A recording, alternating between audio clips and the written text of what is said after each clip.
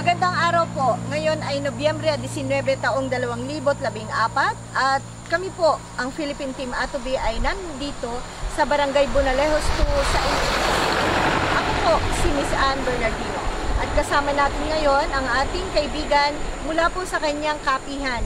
Siyempre si Kuya Ated. Kuya Ated, salamat po ulit sa pag-welcome nyo sa amin dito sa inyong place. Kumusta na po ang lagay ng kapihan natin? Ito, medyo bago-bagong nahihinog na ang kape dito.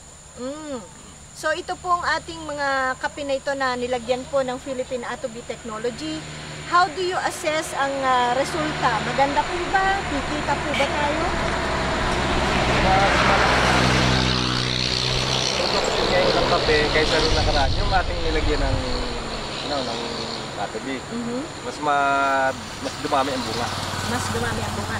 Expected po natin pag-harvest na ganito pala. Ngayong December 15 hanggang bagong Pasko ng January. Yan lang. Yan. So less than naman, pwede na po makita natin ang resulta. So pupunta po tayo ngayon sa inyong kapihan. Tara. Sige po.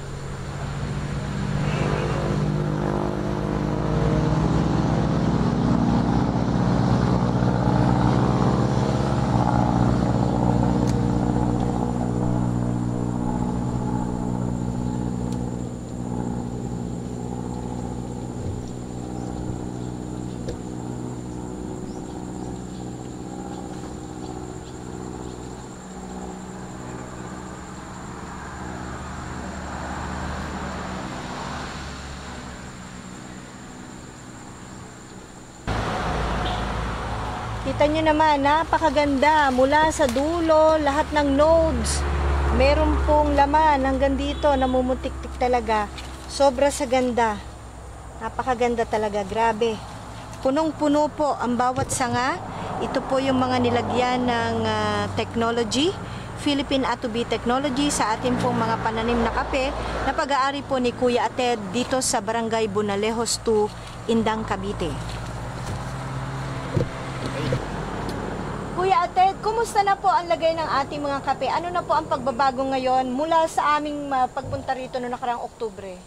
Noong nakaraang October, di ba, medyo hilaw pa ang ngayon. Mga kape. Magulang na talaga ang kape at unti-unti na mahihinog siya. Paano po natin makikilala na nagiging magulang na yung kape para sa kapakanan ng mga gusto ring matutong magtanim? Unti-unti siyang nag-yellowish hanggang sa maging red. Yun ay pwede nang i-harvest. So magmula po sa green, magiging yellow, then Tapos magiging yung red.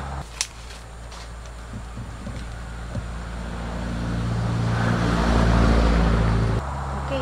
So pakita nga po natin kung nasaan po yung pagkakaiba ng kulay niya. Ito ang pagkakaiba niya. Itong lugar na ito, ayan, nag-yellowish na siya. Yung kasamahan niya, red na. Yan. Tapos itong kabilang ito, tingnan mo, green. Magkaiba sila ng kulay. Meron din po siyang paunti-unti nagiging pula na. Nagiging yellowish na. Ibig sabihin, magulang na siya. Bago po kaya maging pula lahat ng mga nasa isang sanga na yan na hawak nyo, ay abutin po ba ng 2 weeks o 3 weeks bago pumula? 15 to 20 days. 15 to 20 days lahat po yan mamumula na. Pwede na natin siya. Okay. So, kapag po namula na siya, ay pwede na siyang i-harvest.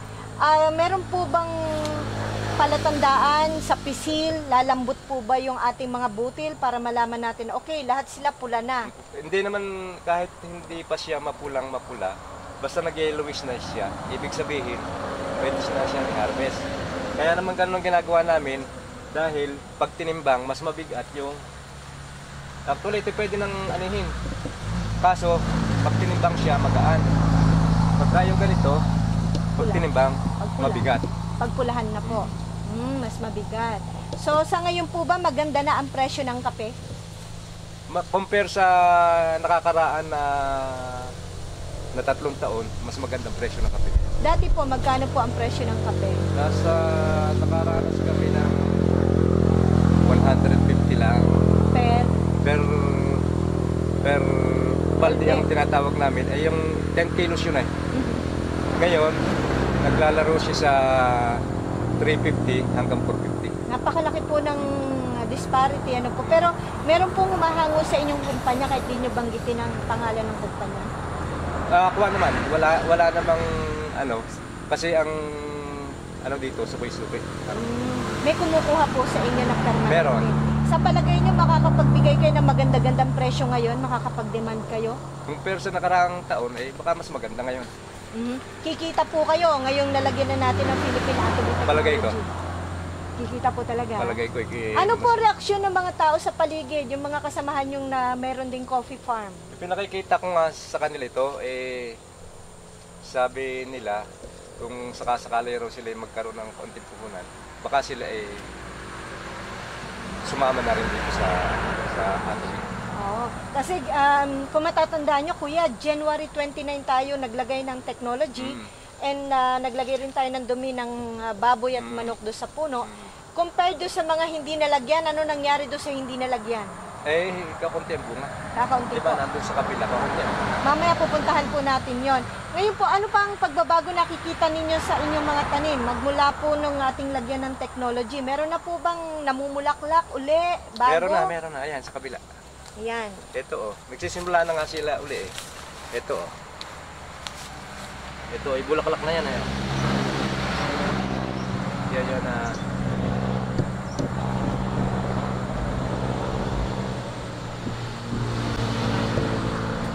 Kataniman ninyo, yung puno ninyo na hindi nilagyan ng technology. Ano po ang nangyari?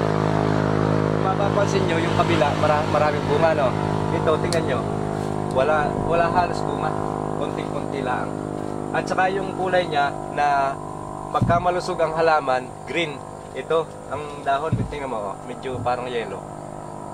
Naninilaw. Hindi masyadong matindi ang Naninilaw, pagkaberde. Tapos kaunti ang bunga. Mukhang ilan lang ang may bunga dyan. Halos walang bunga. Halos walang bunga. Lugi. So kung may technology, mas maganda. Siguro ay napakalaki ng to dahil malagong puno ito.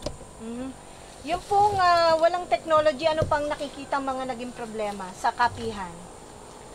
May sakit po ba na tumatama sa kape? Bakit may mga patsi-patsi po ang dahon? Ay natural ito na ganito. Itong dahon ng ganito may patsi-patsing ganyan. Mukhang itlog po yan ng Itlog insekto. ng insekto. Itlog to ng Alam insekto. niyo po ba kung anong insekto ang nasa coffee? Hindi karaniwan na kuwan dito yung tinatawag naming aphids, yung Parang puti. kapulak. Yung lumilipad na parang cotton. So anong ginagawang pinsala po sa kapihan yan pag ano? Pagka ganon, minsan namamatay itong suloy. Ito na ganito, minsan namamatay siya. Pag namatay, ano po mangyayari? Abede, maghihintay ulit tayo ng paglago ulit niya para bumunga. So hindi po siya, kumbaga mayroon po siya nagagawang pag-aantala ng pagbubunga ng tanim. Yun lang po ba ang problema sa kapihan? Aphids lang? Hindi, meron para tayong tinatawag yung borer. Yun ang napakalakas makamatay ng kape. Aha, yung bunga po ba ang inaatake nito? Hindi, yung yung sanga.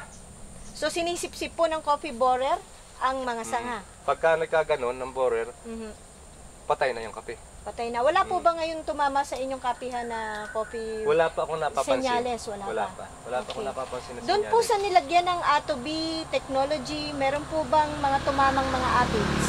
Wala. Wala Nakita po. naman natin nandun sa kabila wala. Talaga pong walang Wala. insekto? So napakaganda pala, no? Iwas pa sa mga testing. Ano po ang inaasahan natin petsa ng pag-harvest, Kuya Ated, ng mga nalagyan po ng technology? Mga 15 to 20 days magmula ngayon, baka mag-ani na tayo.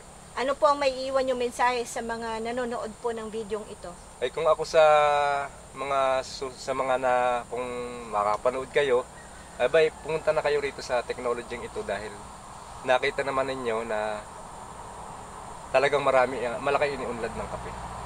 Kikita na po kayo. Eh siguro, mas malaki kaysa nung nakaraan.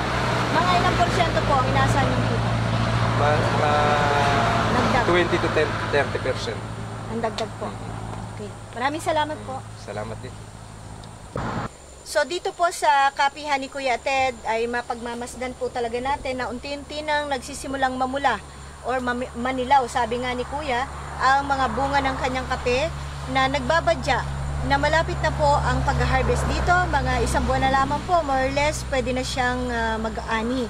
Dito po sa mga dahon na ito, nakita rin natin na malulusob po ang pagkaberde niya, napakatingkad, at ang bunga po ay talaga namang marami. Inaasahan din natin na magiging maganda ang quality nito sa araw po ng harvest. Nandito uli ang Philippine Team Atobi. Mula po dito sa Barangay Bunalejos 2 sa Indang, Cavite, kami po nagpapaalam pansamantala hanggang sa susunod po nating pagbibideo sa kapihan ni Kuya Ted. Maraming salamat po.